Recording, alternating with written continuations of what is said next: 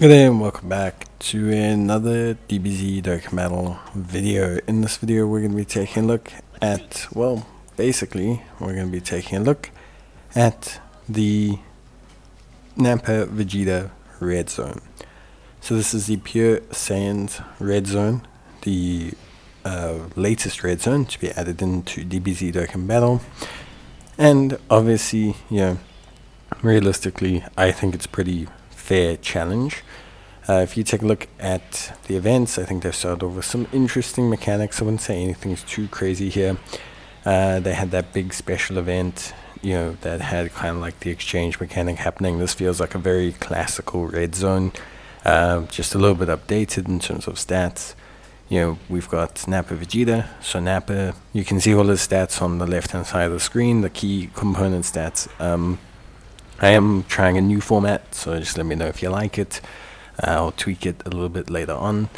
But Nappa is a 180 million HP, 820k normal attacks. He has a 2.3 mil super. He raises his attack temporarily by 30% on that super. And of course, from the 5th turn, we get 200% attack. Now, it's not too big a deal. He's immune to stunning, sealing, attack down, defense down, etc. But he isn't too bad to deal with, largely because you should be able to get rid of him by the 5th turn. Then we get Vegeta Giant Ape. So he has 390 million HP, 850k attack, 2.5 mil supers. The rest you can see there. He gets attack of 30% within the turn for each attack received. So what this means is you actually have to have your strongest defenders, or at least very, very strong defenders, or defensive units in the 2nd and 3rd slot. Units that are going to be able to take potentially a 4 or 5 mil super attack. Generally speaking, guard, damage reduction, evasion, but you'll need these units to be fairly consistent in that 2nd and 3rd slot. He's immune to stunning, immune to sealing, he disables attack and defense down, and he won't super you while he's between the health range of 70 and 100%. So you can deal with him, I don't want to say easily, but you can at least deal with him fairly consistently, prepping yourself for when he kind of spikes a little bit below that 70% health threshold. And then Vegeta will turn into Vegeta Giant Ape, the actual Vegeta Giant Ape. This one is obviously going to be challenging in its own way. So 530 mil health, 1.2 million normals, 4.2 million super. Two big things to note about him though is he locks character switching. Obviously immune to stunning, immune to sealing, etc.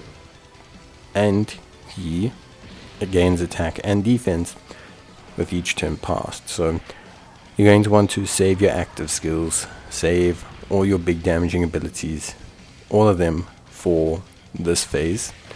You do not want to come against Vegeta Giant Ape and not have all of your abilities active. It's going to be very scary for you if you don't have the ability to torch him super duper quickly. He will give you problems, he will give you issues, he's going to give you a lot of problems going into that kind of like space if you don't have the ability to get him down. I'd say the longer it takes, obviously the more dangerous it gets. The big problem you're going to have is ultimately he always tends to attack that 3rd slot. So he's always supering kind of like that 3rd slot. He attacks every 5th attack, basically. So he rotates, alternates between kind of the 3rd slot or the 1st slot, depending on the turn. So he'll either super you at the very beginning of the next turn, or he will always super you at the end of a turn, roughly. It's just how he rolls. Taking him out is not impossible, obviously. I don't even think I needed to use an item, to be honest with you. Just kind of used one for safety. The team I went with is largely because of the just good tempo it has. Very strong team with 2 set 1st slot tanks, but also good versatility. Because you can get locked in place, you need to have units that are versatile, that are strong.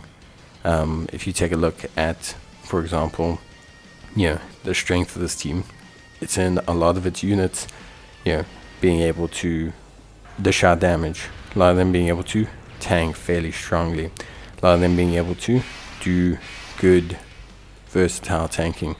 A lot of them being able to flip between positions. So I think overall, it's definitely something that's interesting, at least for me. I find it interesting. I find it a good team. I think it works very, very well. But yeah, it's that flexibility in the team that I really, really like. Being able to have tanky units in each rotation, in each slot. Most of them have guard, most of them have damage reduction of some kind. Layering it up with Nicarus makes it very simple, very easy. They're not too positionally tied, and especially when you have the two actives simultaneously on from the Super Saiyan Rose, the Strength Rose Masu exchange unit, you tend to have very, very good tankiness because the units are busting out good damage. They're operating at very high level. They're having these two big increased stats going on, which is super duper important. And just in general, they're very, very strong. So I, for one, find it to be a really good team. Handles the fight really well. And yeah, I think ultimately it comes out really, really good. So that's it from me. Hope you guys enjoyed the video. Let me know. Bye.